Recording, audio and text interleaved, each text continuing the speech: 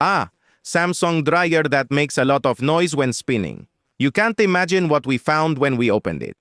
The truth is, you shouldn't trust just any technician because you'll only waste your money as if it were easy to earn. Visit my account, subscribe, like, and comment, and let's learn together to repair our washers and dryers.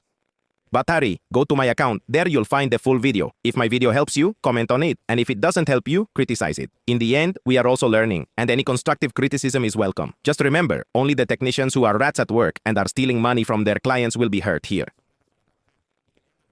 Tavana.